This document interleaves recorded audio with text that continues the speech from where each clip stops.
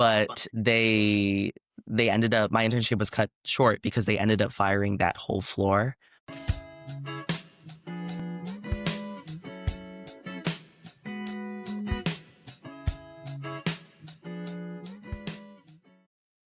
Hello, and welcome back to the Voice for You podcast, where we empower the leaders of today and tomorrow.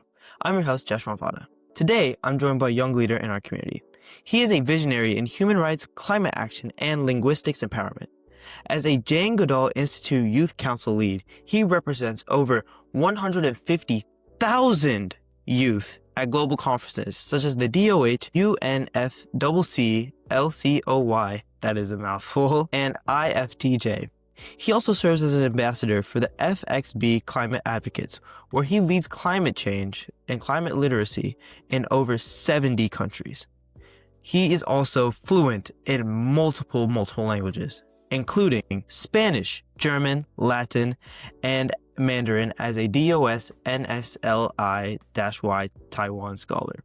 His work has definitely not gone unnoticed, as he was named a 2025 Coca-Cola Scholar. Visioning a way for everybody and leading his community for a better change, he is Mr. David Solano. How are you doing today, David?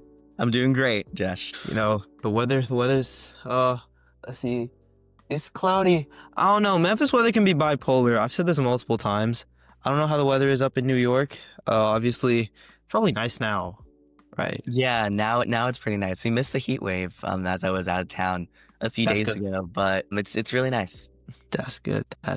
But, you know, how has your day been? My day's been all right. I woke up a little late as I got off a flight at 6 a.m. So I'm a little tired, but I'm excited to give it my all. Definitely. You know, like you did mention you did say you were coming back from Arizona. So I don't think you missed a heat wave. You might have missed the heat wave in New York, but you probably got a worse heat wave in Arizona. So, because I know Arizona can be deadly with the heat. Yeah, it was 117 when I left. Yeah, you didn't miss anything. Yo, exactly. I would have. The thing is, like, I'm the type of guy, I don't really have any summer wear. Most of my stuff is winter wear because of how bipolar the weather can get here at times. So I don't think I would have had the clothes and all that for Arizona, especially because you see me right now. I'm wearing a whole sweater. Mm-hmm. I need to fix my wardrobe on that end specifically too. But everyone can have a wardrobe change. You just go to your local store and like thrift. Like definitely. But before we get into the interview, tell me a little bit about yourselves, your hobbies, your passions, and who you are as a person. So I think something that describes myself altogether is actually my childhood, which both my parents are Mexican citizens. They were born in Mexico, raised in Mexico. They left Mexico at 30. And I was actually born in Arizona, right near the border in Tucson. So I've always had that challenge of both grappling with my Mexican and my American identity throughout my life, not just as I've moved around a lot. I've lived in Arizona, in Florida, in New York City and Queens, and now I live out in Long Island. So it's always been a difficulty for me to find community in the face of both my heritages. And I think that reflects a lot of the things that I do today, whether if it's migrant advocacy work or if it's work in building a community, such as in my work with climate justice and building a common home, or even in my own school with leading my school's newspaper, two of my school's newspapers, leading my school's theater group and campus ministry. Definitely. Obviously, I've done my research. You are very, very involved. Like most seniors, when they say like their senior year is done, most of them are like, I have nothing else to do now. But you have been doing work for the past month, even though summer's been out, with whether it's the Jane Goodall Institute or it's one of your many other activities you're involved with. Obviously, like that's definitely something that makes you more passionate about everyone else too. Taking that summer too, especially after senior year, props. That's mega props for sure. But before I get into my interviews, I like to ask a lighthearted question. And today's question for you is, what event in your life, like, can you just name me an event in your life that you believe has shaped you into the person that you are today? I think an event in my life that has shaped me as a person was getting into high school and going to my high school of choice. It's a really interesting story because I actually live almost 50 miles away from the high school that I go to every day. And it was always like a dream for me to get into Regis in New York. city. It's a full scholarship. It's one of the best schools in the country for speech and debate, and also in general. I think it's the best Catholic school in the United States. So my mom's always been pushing me to apply to that, and I always wanted to. And it was like such a college-esque application process. But when I got in, I was so thrilled and overjoyed that I was going to be leaving my small town here out in Long Island, going to the city. And that really changed my life, because since then I've been waking up every day at 5 a.m, getting on a 5:42 a.m. train from Huntington to New York with like an almost like 2-hour commute to high school. So not just the fact that it like made me wake up earlier changed everything, and going into New York City at freshman year with no one, alone, maturing really quickly, not really knowing anyone at the school, but also just the opportunities that the high school gave me. Regis just gave me so many different opportunities to explore my passions, to build my portfolio, and to grow as a character, and to grow my character and grow to my person as a whole. So I'm forever grateful for everything Regis has given me and done for me.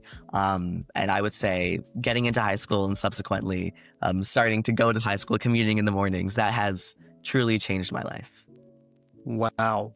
I did not know. Dang, 2 hours? Yeah. That's crazy too. And obviously, like in New York, they don't have such things as like, driving by car, because everything is done by the metro and the subway.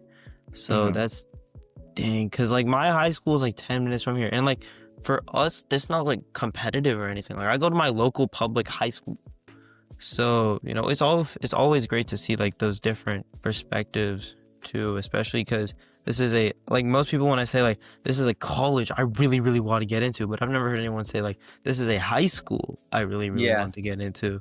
So that's definitely a first. Did you have this like high school locked in since like middle school, or is this always something you wanted to go here as a child? Or I mean, since middle school, as I originally wasn't from New York, but it's always been there. And it's like not just the fact that it's a good school, but also that it gives like you a full scholarship to like all the kids that go there. It's still a private school, but everyone goes on full scholarship. So they pay for all my trains, they pay for my food, my tuition. Obviously, it's great. And I'll be like, if you're going to such a good school like that, everyone there is also going to be really smart too. Yeah. And obviously, you have stood out from the bunch, as a student. So that's crazy, because that just goes to show how many different perspectives there are on just like different kind of lives. Because I could like, if I really wanted to, I could bike to my school. That'd obviously be like 2 hours, because it's like it's a 10 to 15 minute drive from here, like from my house, because I live on the other side of town. From the high school's like on the border of Mississippi. I live like the exact opposite, like the furthest you can get away from it. So yeah, definitely. But it just goes to show how crazy, some people. And like if you told me to get up at 5:40, I would not dare. My school my bus comes at 7. I get out of bed at 6:30. I mean, it's kind of the same with me. My train leaves at 5:40. I wake up at 5. So it's like, but you're trying to get as much sleep as I can. Exactly. But I mean, you're still like making that commute for 2 hours. Like my school starts at like 7:30 and the bus comes at 7. My bum ass sometimes don't even get up until like 6:40, and I just can take like 10 minutes to get ready. You can't get me out of bed for the life of me. Oh my goodness, that's something I gotta work on. And luckily there's only 1 year, because once you get to like college and stuff, you can choose your own classes. And I do not plan on having any classes past like before 9 o'clock, because otherwise I think I'm not gonna be the very proudest or happiest. I'm more cranky, if anything. But speaking of high school, congratulations on graduating high school. It's obviously a big deal for anybody. So once again, congratulations. But as a senior that has graduated, what school have you committed to? And what about that college attracted you to not only apply there, but then also commit? As a senior, I've always been attracted since I first got to Regis to Columbia University. Columbia University, I did early decision and I got in December, which was great. So it was the only college I really applied to. And what really attracted me to Columbia was not just their steps in the environmental field, environmentalism, with their climate school that they've recently opened, but also there's so many things that I felt attracted to. They've always been seen as like the political advocacy Ivy. They have an amazing theater program. I think they're like the second best school in New York for theater. They have such a large range of programs. They focus in English and in political science, which are two things that I'm really passionate about. And ultimately, the main push that I got to apply was my sister got into Barnard, and she attends Barnard. She's a sophomore there. And I always wanted to share my college experience with her. So ultimately, it was my sister who pushed me to apply. Okay. I mean, obviously, both y'all going to be campus, pretty much, because Barnard, though not Columbia, it's still affiliated with Columbia. And yeah, Columbia is in the heart of New York City. Mm-hmm. So if it's like Broadway, Wall Street, just Times Square, You're a little off there, but it's close.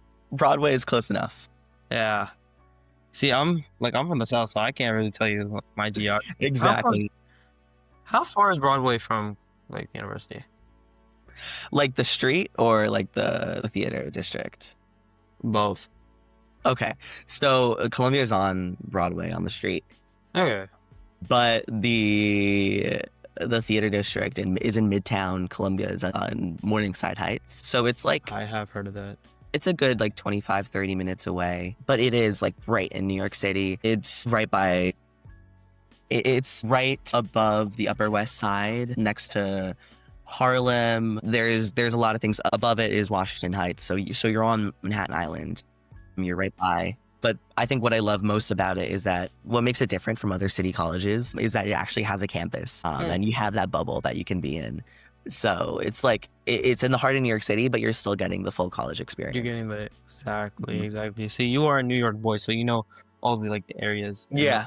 I couldn't tell you. I've heard of Morningside Heights. I can't tell you what it is, but I've heard of it. Obviously, everyone knows what Broadway is. It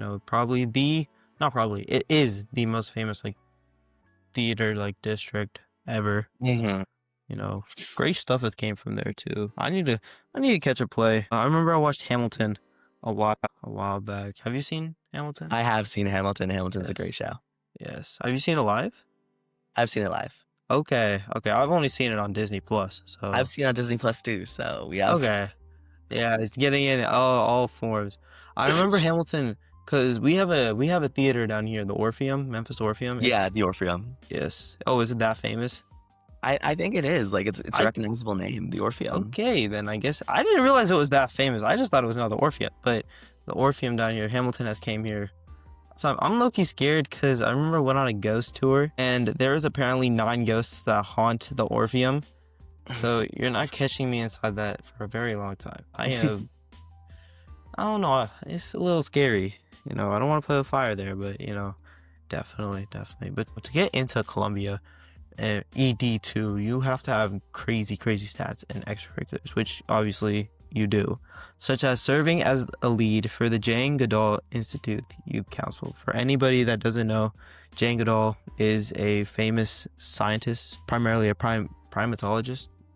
I think, yeah, I don't know if that's the correct word for it, but she worked with chimpanzees very, very much. She was very involved, and she was a key person in the environmental change throughout the world, and probably one of the most revered animal scientists of all time in our modern day. So what is this council? And in your own words, tie back to the work Jane Goodall has done and strives for. So Jane Goodall, since she had her humble beginnings and started studying chimpanzees, she's always sought out to protect the 3 main facets of life, which are humans, animals, and the environment.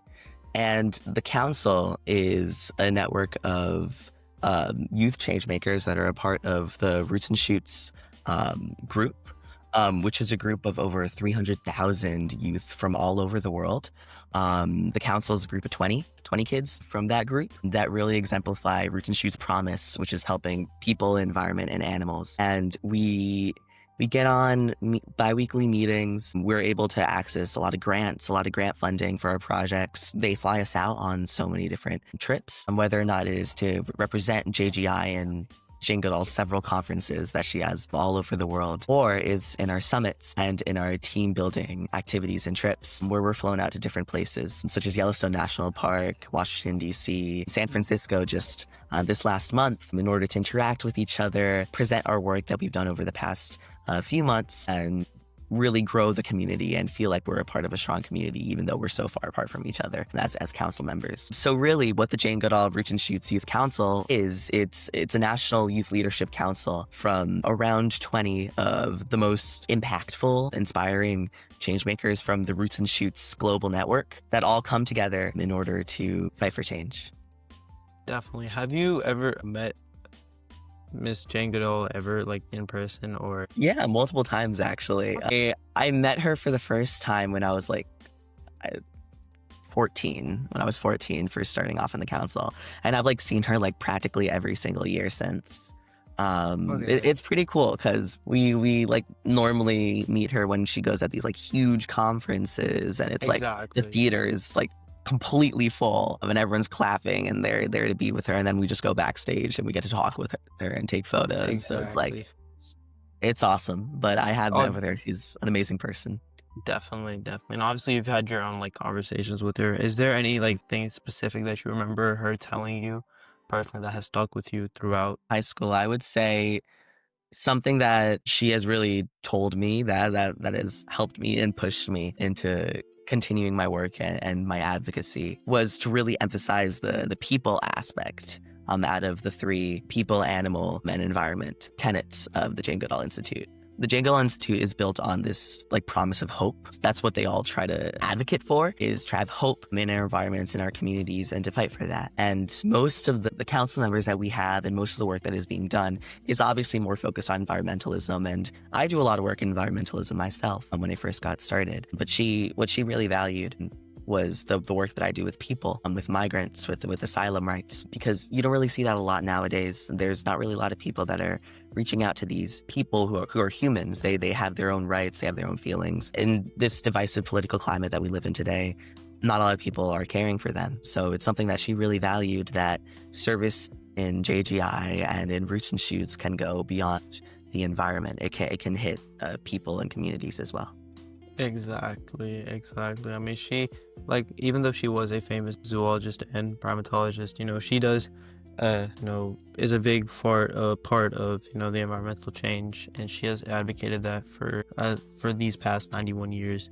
So definitely. And personally, I grew up like idolizing Jane Goodall. Like I said, I was obsessed with animals as a kid, and she was one of the first scientists I ever knew. Her, Chris Irwin, I was very big on animals, and I really do respect the work that they do to help our animals and our environment day in and day out. But, with this youth council, like I mentioned earlier, you have spoke to over, and bear with me here, 150,000 plus students. That is 15 with 4 zeros. That is a huge amount of numbers. And obviously, not just at one singular conference, but multiple youth conferences. First off, where is the farthest that you have traveled as a part of the GJI?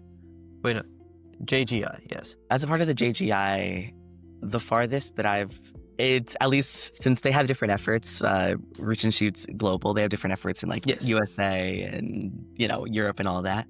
So we tend to stay in the country. I've been pretty much all over. I've been to San Francisco. I've been to Arizona, Washington, D.C. I've been right at the border, actually, in Arizona, which is really one of the coolest opportunities I think I got. And I mean, I think geographically the farthest I've been probably San Francisco, because it's opposite coast. Interesting. And obviously, the U.S. is a very big country. So, just traveling all of that just inside the U.S. too is still crazy, because you take multiple different terrains throughout the U.S. Like, you have the swamps of Florida, you have the sunny beaches in California. If you take Alaska, you got the cold winters and the snow over there. So, and then you have the mountain plains, the prairies of the Midwest. So, the U.S. is a very crazy place, and you just travel throughout the U.S. itself. You see all these different areas too. So, like I mentioned earlier, you spoke at multiple youth conferences to over 150,000 students. So, does each youth conference you've been to, bring a different aspect to you and change you as a person in general, or is it like the same feel every single time? I think each one is different. I could name several, whether or not it's the small summits that we've been to with local youth groups, or it's the national conferences that I've spoken at. ELCOI, which is the official UN-endorsed youth climate conference in the United States. Or I think, in my opinion, the most like impactful conference that I've spoken at was IFTJ, which is the Ignatian Family Teaching for Justice. It's the largest Catholic social justice teaching in the largest Catholic social justice conference in the country. There were over 6,000 people there, 10,000 people watching it broadcasted live. Dang. And it was just such an amazing opportunity because I've attended that conference all of my 4 years of high school, and for my senior year to give one of the keystone talks, the top talks, and just talk about my work. I was in front of my school. My whole school attended, or at least a part of my school, Yes. and several schools all across the country. It was just amazing. Do you remember what your keynote speech was about at this conference? Yeah, so the title, or like the hook, I'd say, for my speech was "Cada hilo hace su sombra," which in Spanish it means every thread has its own shadow, which is like a Mexican proverb, where basically what it was me talking over how small actions and small work in your community can make large differences, specifically within the sphere of migrant rights and the work that I've done to help migrants, whether or not it be the ESL school that I founded right next to my high school, or it be the bus welcomes that we did every month, welcoming migrants that would come from buses with food, with clothing, with hospitality, or it be helping my own school community to learn more about the issues of migration by organizing retreats sent with my school down to the border in the Sonoran Desert, in Arizona, and in Nogales, Mexico. And to be able to lead those groups of kids from my high school, translate for them, and to volunteer and do service at the shelters right on the border. That was pretty much my speech. It was just on speaking on all the different communities that have impacted me and how I continue to shape them today, and how every small thread, every small action that you may take in your community has a large shadow, has a large impact. Definitely. I mean, I come from an immigrant family. My parents are both Indian immigrants, so I can definitely see where you're coming from with that. That's actually, I applied to the Yale flying program, and it asked me to define a community which you are part of, and I decided to talk about, not just the Indian immigrant, but just being an immigrant in general, Mhm. like yourself, said, with your speech at the IFTJ conference. So I can definitely see where you're coming from there. And also, it seems like you do take much pride in your Mexican heritage and your culture. So what, in your opinion, is your favorite part about your culture? I would say my favorite. I mean, the smart, like, intellectual answer would be like the sayings, the proverbs that they give, because those have led me a lot in my own life. There's like smart, like cute sayings that my mom has always like raised me with, like "Cada hilo hace su sombra," or "De tal palo tal astilla," which is like of such splinters, such wood, which basically means like honor your heritage, honor your background. Or like things as simple as like "Fuego de manos de villanos," which is like don't fight with your sister, basically. So like intellectually it would be that. But honestly, just the food. I love Mexican food. I can't live without Mexican food. My mom is a chef. She owned her own restaurant when I used to live in Arizona. So I've been really well off when it comes to food. Definitely. What is the cuisine that she makes? Mexican? Yeah, she makes Mexican food. Okay. So that means she's a pro in that too. So exactly, you can always get some good food. But I mess with the intellectual. I like the intellectual answer too. Every culture has some sort of proverb, some sort of saying, some sort of like traditions and stuff. Like I know in my culture, if we like when you're sitting down, sometimes your foot just likes to start moving.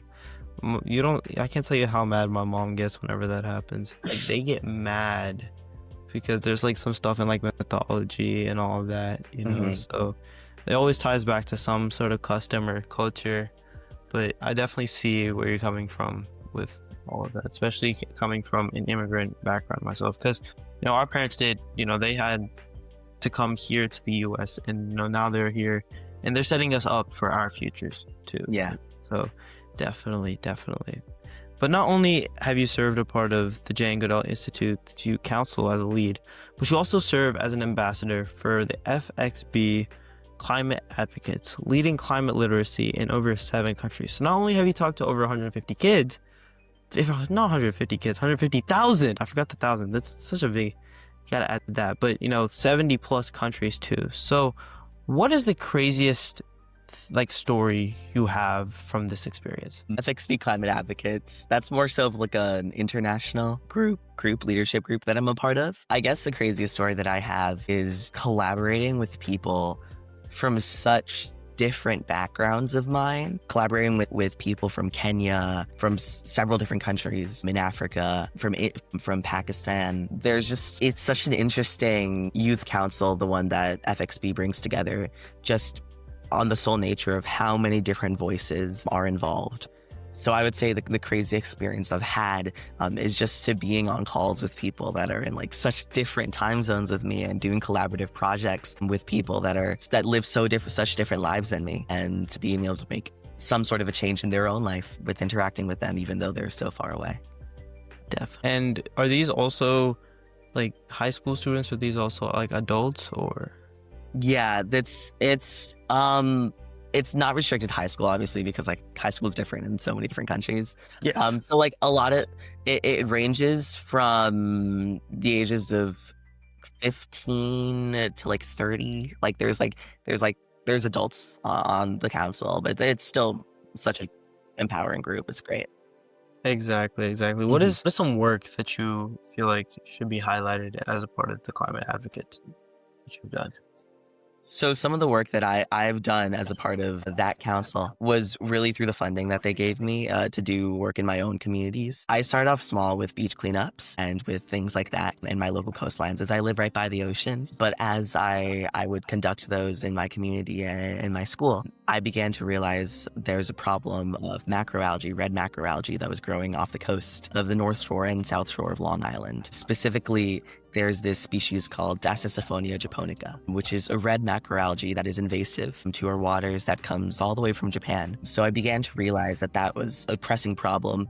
And it's so apparent because you look in the oceans and you just see the water's not clear anymore. It's red. You can't see through them. And I thought in my head, like, that's definitely affecting in some way the ecosystem, the animals and the plants that live there. So from the FXB Climate Advocates, not just the resources that they gave me and the funding and the guidance that they gave me in mentorship, but also the broader network that I was able to share and grow my efforts, able to research the algae, grow it in tanks. I got because you're not allowed to grow invasive species on your own. Exactly. So I got permission from the government to study it, to grow the red algae, and to examine its effects on the water, on the living conditions of that water in these large tanks that I had in Stony Brook University, and also in my own school in Regis, where I was able to have my own tanks in the 5th floor. And I studied that macroalgae for 4 years, or no, not 4 years, 3 years. And since then, I've led conservation efforts to get rid of the algae on our coasts, expanded those beach cleanups from just trash and litter to picking those invasive species out of the waters in order to make our oceans more habitable. Definitely. And obviously, invasive species of any capacity are never good. And obviously, the surprise to me is the fact that this microalgae probably got on a ship or something, but yeah. Japan to New York is like, I understand, like, I guess California, but then it made its way across the nation too, up to New York. So it's like relentless. Yeah, that's what happens. Yeah, but obviously we can't stop that. We can't talk to the algae like, hey, stop, go back.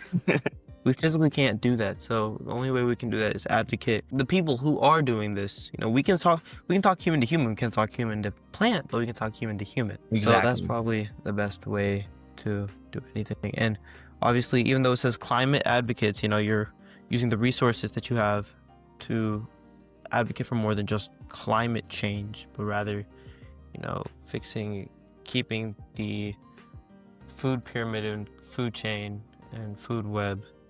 I just I should have just said food web straight up. But, that food web balanced, because any invasive species will throw it off. And then it just like fluctuates. So we don't want fluctuation. We want a steady environment for anything. So definitely. You also serve as the president of the Kino Border Initiative for the NYC chapter. So what is the Kino Border Initiative and like its mission statement per se? So the Kino Border Initiative is a national movement connecting a lot of Jesuit high schools in the country where advocating again for migrant rights. And it's they have their home base, their shelter is in Nogales, Mexico and Nogales, Arizona. They have both shelters in Arizona and in Mexico. That's just right across the border. So what I do as the president of New York City chapter is I coordinate with other New York City schools as well as primarily my own to support groups, fundraise for groups, and to accompany groups that are going on retreats over the summer to the U.S.-Mexican border, not just to learn more about the issue at hand, but also to serve the people in the communities that need it most. Definitely. And obviously with the work, you have found an ESL school and have done screenings with lawyers. Yeah. And when it says screening with lawyers, what does that? That's honestly probably like the coolest thing that I've done in my senior year. In my eyes, one of the coolest things that I did in my senior year, where I had an internship at New York City Hall at the Immigration Court Help Desk as a paralegal, working with the pro bono lawyers that were there serving the migrants and helping them with their asylum cases. And by the way, if you need like an explanation for anything, because I know I'm just like spitting out a lot of words that are that are a little complicated in the legal system, please feel free to butt in. But it's basically my whole third trimester senior year, so that's from February to June, my school gave the opportunity to take a break from academic classes and to like do full-time a job or an internship or a service that you had. So every day from 9 to 5, I'd be going into City Hall. I'd be screening migrants, which basically what it means is we'd fill in these like intake forms where I would ask for their phone numbers, their addresses, their names, their family backgrounds, and just logistical things. And then ultimately at the end, I'd do an interview asking them about their story, about how they got to the United States, what were any hardships that they faced in their home country, what were they fleeing from, and what are they afraid of if they had to return back to their home country. I would give all that information, that intake form, to our team of lawyers that we have at pro bono lawyers that we have at Catholic Charities and City Hall. And on top of that, that was my main work, but I would also, since I spoke Spanish, I would also translate for asylum cases and asylum hearings with lawyers, with the judges to help them with their proceedments and their cases. Definitely. I know there might be a little bit of like NDA stuff, but like, is there any like crazy stories from what you have done with this paralegal work that you are willing to share? So definitely like the privacy of the migrants is something that I think is very important. 100%. But I heard crazy stories every day, whether or not it was people coming in like without limbs or eyes, or people saying that their brothers or children were murdered or estranged from them or lost. But I would say ultimately the craziest thing that I heard in my time in the office wasn't from the migrants, but it was from the Trump administration. That I don't want to make this too political, but they ended up, my internship was cut short because they ended up firing that whole floor of all workers at Catholic Charities because they defunded a lot of Catholic Charities and a lot of the pro bono lawyers that worked at City Hall. And ultimately my work as a translator was made illegal when they said that it was now illegal for any translators to represent a migrant in court in a proceeding that is pro bono, that they're not paying for. So that was probably the craziest thing that I heard from the administration, that they're expecting migrants to pay steep prices for attorneys, for translators, and they're no longer letting them to represent themselves alongside a translator in court. Definitely. No, I can't, get into, due to some restraints on my end, I can't get into anything like political and crazy stuff. But the Trump administration has, been defunding a lot of stuff and has pushed a lot for, obviously, we've seen with ICE and stuff. So obviously I can't, due to personal issues on, like personal things on my side. But, that is the reality that we live in today. That's just how it goes. But, there's...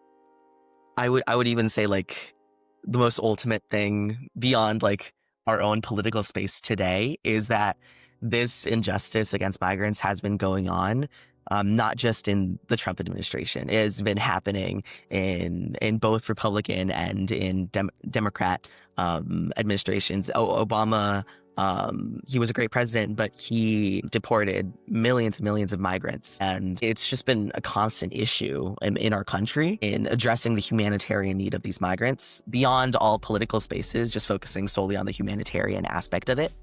Exactly.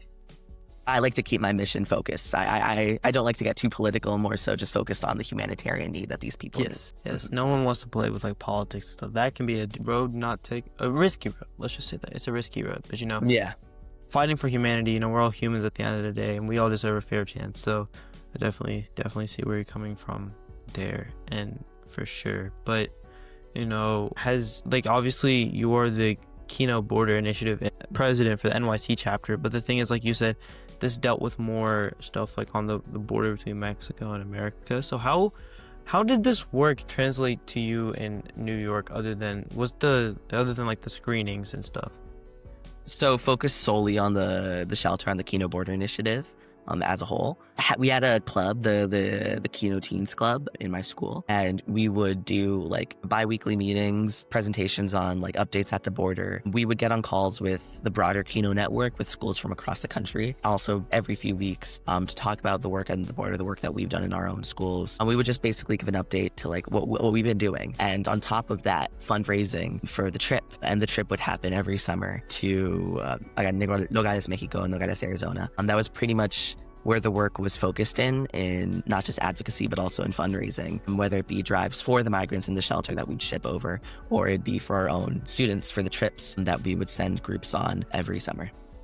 Definitely. How many kids per se would you guys send every year? I think it's about 18. Okay. About 18 with 2 teacher chaperones. Okay, that is a good amount. Yeah. Definitely. Especially going from like New York all the way down to Mexico. Mm-hmm. That the 18 kids is a good amount, and obviously seeing that stuff firsthand is always going to change a lot of people's minds about whether it's their stance in life, their stance in like activism or anything like that too. Definitely. But not only are you an advocate, but you're also a writer, founding with and a part of a 20+ team with the Literary Palette magazine, like I said, with a huge team behind it. And there's not just just the writing aspect. There's poetry, there's articles, but there's also I did my research and I saw the artwork on there. I don't know who did it, but it was really, really nice. I did it. Oh, that was, dude, really, really good, dude.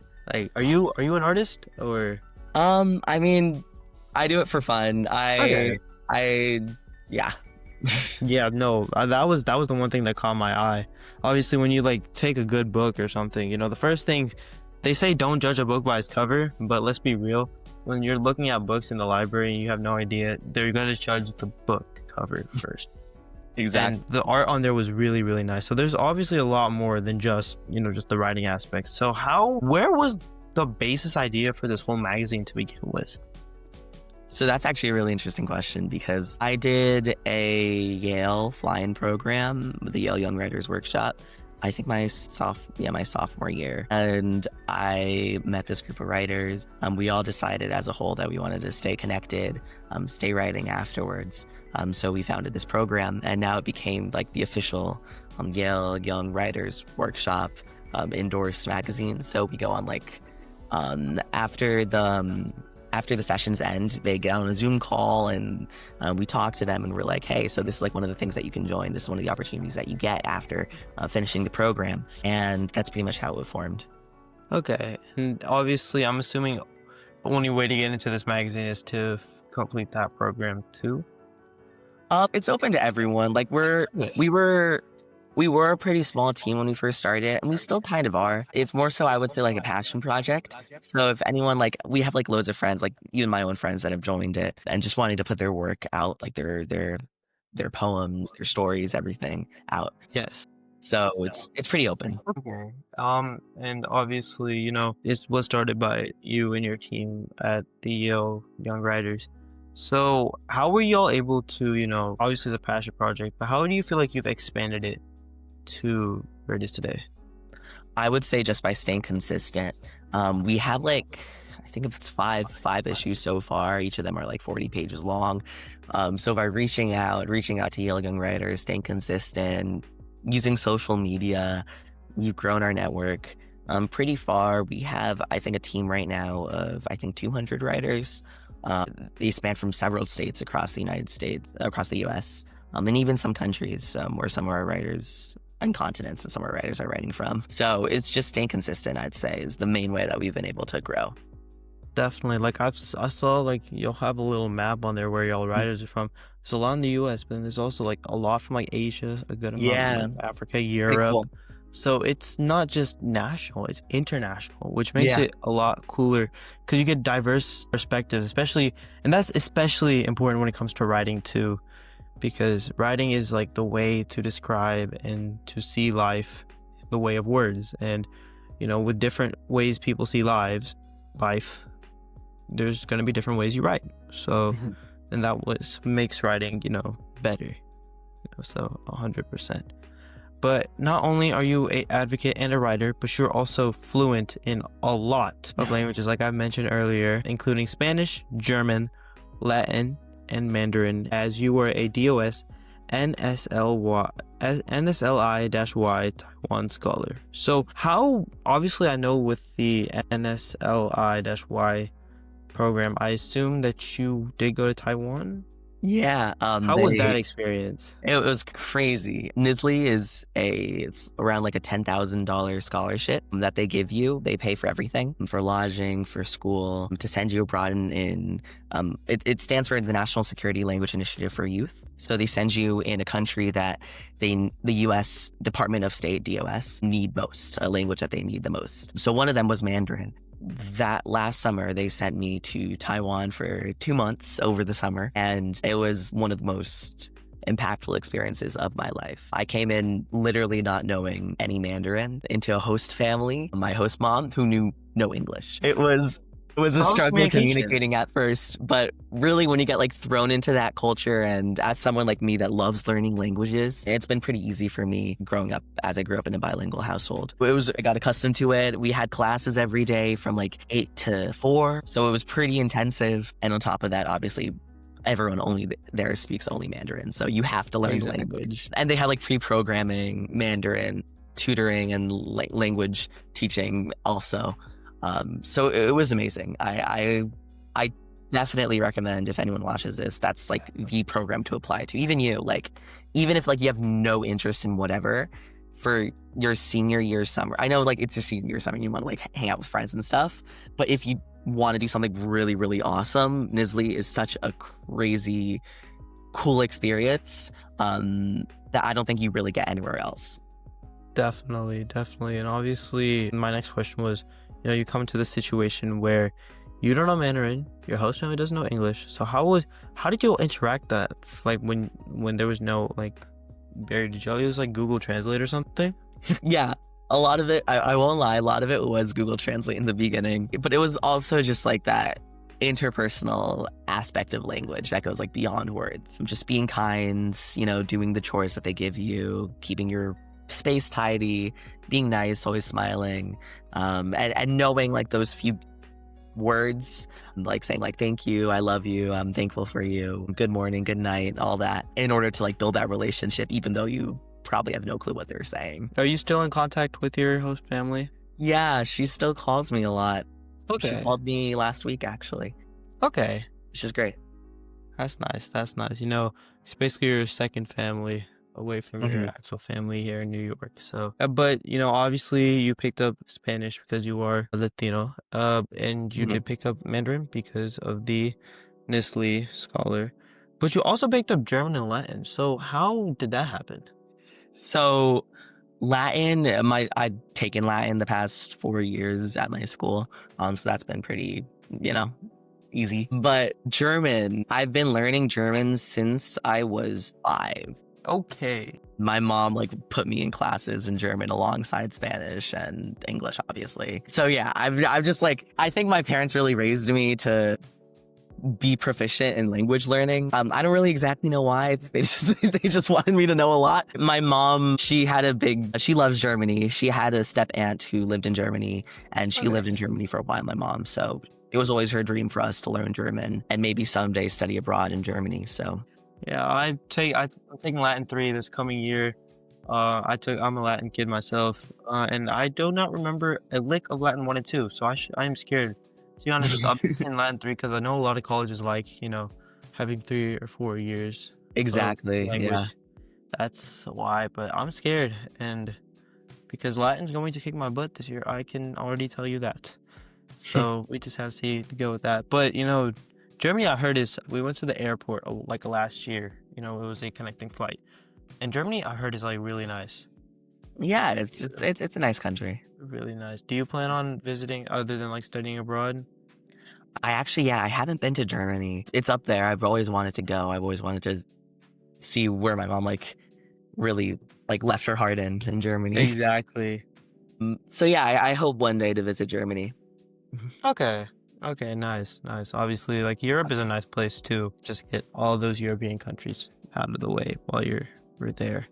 So for sure. But also, along with being proficient in languages, being an advocate, being a writer, and being a speaker, obviously an NSDA champion speaker, you also are very involved with music, leading a music ministry in theater arts. So what are some of your favorite pieces that you've performed? So I am one of the leaders in my school's theater program and music ministry. I think in theater, one of my favorite plays that I've done, or musicals, was Something Rotten. That was pretty cool. I was the villain, which was kind of fun. And at least for pieces, I organized a group concert with all the Jesuit schools in New York City, with my school's campus ministry and music ministry end of last year. It was amazing. It was really cool to just see so many different communities, so many different kids coming together to sing together in our church, St. Ignatius Loyola. Outside of that, in my home choir, the coolest thing that I did was perform at St. Patrick's Cathedral in New York City twice, which was, again, great opportunities with the choruses that I'm a part of. So I've done a lot. I've done a lot in the music space, I think. Definitely. I mean, you are one of the leaders of your school's theaters, so that is crazy. And tying back to what I said earlier, you're also a NSDA champion speaker. Yeah. So how did you get into that? And how did you believe you've gotten to that champion status? So my school has been like the best speech and debate, one of the best speech and debate schools in the country. Right now we're number 2. We're being beaten by Bronx Science, my neighbors. So we want to get that title back. But I've been in speech and debate since my freshman year. I've done extemp. I've done program oral interpretation. I have done dramatic interpretation, dramatic performance. I've done so many different categories. And I feel like I've excelled in all of them. I've done best in program oral interpretation, where I've been a finalist in the national field, and I've championed multiple national tournaments that we have. But most recently in our main nationals Catnats in Chicago, I was a finalist in a space of over qualifiers, where you didn't just need to it's not just 300 competitors, but they're qualifiers where you need to be the 2 kids that qualify from your district to be able to attend. So I was in the top 6 for Poi in our main national event, Catnats, which was pretty cool. Definitely. And obviously, placing as a champion speaker too. I'm assuming since your school is a powerhouse, you probably have a lot of champion speakers for NSDA. Yeah, I think more so we have a lot of good debaters. Okay. Speakers. I'm pretty much I have a really close friend that we were always competing. He was a semifinalist, I was a finalist. We always swap kind of in tournaments. Yeah. So yeah, we do have a pretty strong group. Definitely. I mean, having those speaking skills helps anywhere. That's just a life skill anyone needs to have at the end of the day. You can be bad at math and science, but if you're not good at speaking, then you're not going to get anywhere. And it helps you get out of your bubble too. Exactly. So. Yeah. Yeah, definitely. But with all of these accomplishments, you were able to earn the Coca-Cola scholarship. You were named a 2025 Coca-Cola Scholar. So how was this process, first applying to Coke and then traveling down to the world of Coke in Atlanta, Georgia? Believable. Did not think I was going to get it. I didn't even want to apply. But my mom was believe in yourself, you got this. So I put in all my information for the first field. It's 105,000 applicants in the first stage. insane. And then when didn't even realize I was a semifinalist until I was having like a dinner with one of my friends. And then I was like talking about the Coke scholarship and I was like, oh, let me check my portal. And it was like, you're a semifinalist. I was freaking out. Honestly, it wasn't stressful, I would say. Like, it was one of the smoothest application processes that I've been in my life. It just kind of worked. I got passed into semifinalists. I wrote my essays pretty quickly, submitted them, and then the interview came. The interview, I didn't prepare too much for it. I was just trying to be like, personal and kind. Exactly. And then I got it. I was the first guy from my school to get it since 2010, which is pretty cool. And I think there was only one kid from New York City, which I found insane, which is me, that got it. So it was a crazy experience walking out on that stage, being like filmed and televised, and then meeting all those people. Obviously, like, the money is amazing, Yes. but beyond that is like the alumni and the network and all the crazy successful people we met. Like, we met Damon John from Shark Tank. Like, it's crazy the network that Coca-Cola has, and obviously the kids, meeting like all there's such incredible and powerful, impactful kids from all across the country come together, and getting a head start with college, with our college friends. Surprisingly, there was such a large contingent of kids from the program that are going to Columbia next year. Yes, there was a good amount. Yeah, so it's like we have like I think like 11 kids. So 11. we already have such a strong group of people that we can go into Columbia with. Just that community, I think, made it so unbelievable, so incredible. Yes, and obviously all of y'all, I'm assuming it's only been a couple of months, so obviously all of y'all are still connected through like Instagram and social media, all that. And like you said, there are a good amount of people going to Columbia now too, so definitely making those bonds beforehand, before college too, makes college life 10 times easier for anybody. I know Harvard, I heard 50 kids got into Harvard. 30 kids are going from the Coke Scholars. Yeah, Harvard and Stanford are our main schools. Yes, that's what Harvard and Stanford, those are top schools. And then I've heard and then Columbia's probably like up there, like third or fourth. Yeah, honestly, I was so surprised with like how much Columbia kids were going. There's a large group of Columbia. I mean, it's an Ivy League, so to be honest, I'm not too surprised. Yeah. So definitely. But at the end of all of this, why do you believe you were named a Coca-Cola Scholar? I think the main reason why I was named, beyond all my accomplishments, beyond like the hardships that I've sort of faced, I think it just reset. Oh, it's fine.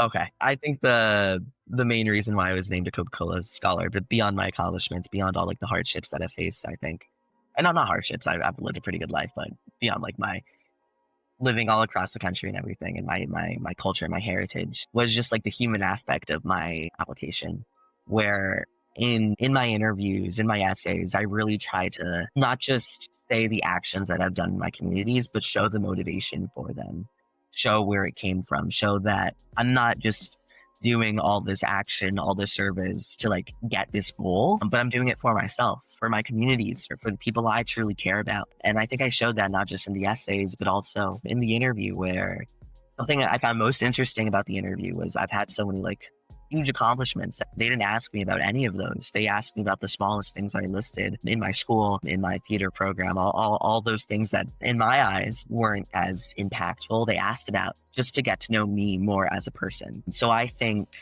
the really reason why I was named a Coca-Cola Scholar, beyond my accomplishments and beyond everything, was just the human aspect of the application. They saw me as a good person, thankfully, and they really valued how genuine I was in all the answers and responses I gave. Definitely. That's one thing I believe Coke did well.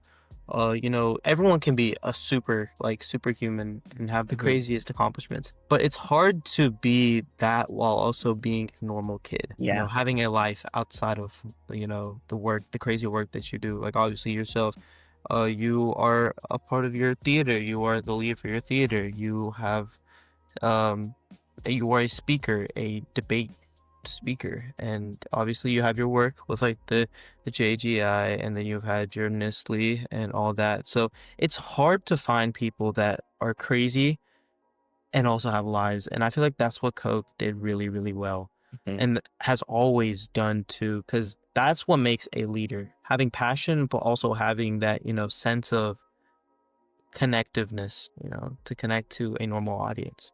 So definitely. But, to round out this episode, the Voice for You podcast is about empowering the leaders of today and tomorrow. That is our tagline. So as a student leader yourself, what is some advice that you can give either me, the audience members, or anybody in general who's trying to make a difference in their own community? I'd say the ultimate advice that I would give would be try everything. When I first went to high school, I literally signed up to every single club, every single extracurricular, and I weeded them out sophomore, junior year. And I really found my passions, because you don't really know what you like doing the most without trying it, without knowing things that you like and things that you don't like. So don't try to, I know a lot of college admissions and everything, they talk about having a spike and having like all your extracurriculars focused in one sector. But I would say beyond that idea of having a spike, you also need to be a human. You need to be a regular person. You need to have your own interests. You need to not be a robot. So try everything. Find your passions. Do things outside of school and really find out what you want to do for the rest of your life. That's what these 4 years are for high school, is to learn more about yourself. So try everything. Exactly. I mean, we're still kids at the end of the day. We have a long way to go. So that's one thing I strive on to, trying everything possible. Like if you look at my extracurriculars, they are everywhere but nowhere. I have journalism, I have business, I have the arts, I have sciences, because there's not one thing that makes, there's not that one specific thing that makes a person a person. You have multiple things to make a person. And I think that's one of the biggest misconceptions for college applications, is people being like, you need to have a spike, you need to do that. Exactly. They want it. They want kids. They want humans. They don't want robots. They want active members in their community. That's what the college campuses really want. Definitely. Because that brings diverse aspects too. So say if you're only science, and you don't get into the science stuff there, then what are you now? Nothing. Exactly. But if you like science and arts, you don't get into science. Now I can go into arts, because you have that various fields. So I definitely feel you there. As someone, you have explored multiple different fields yourself. So I definitely see where you're coming from there, 100%. But once again, David, thank you so much for joining the podcast today. It truly personally means a lot to me that you responded back and, reached out, and we're sitting here talking. It does mean a whole lot to me, and I can't say thank you enough. So thank you so much. Thank you for having me. Definitely. And to the audience at home, thank you so much for watching this episode till the very end. Remember to follow the Voice for You podcast on wherever you stream your music, whether it's Spotify, Apple Music, or Amazon Music, and follow our socials on Instagram, TikTok, and YouTube. Once again, I'm your host, Jeshwant Vana. Thank you so much, David, for joining our episode today, and we'll see you all next time.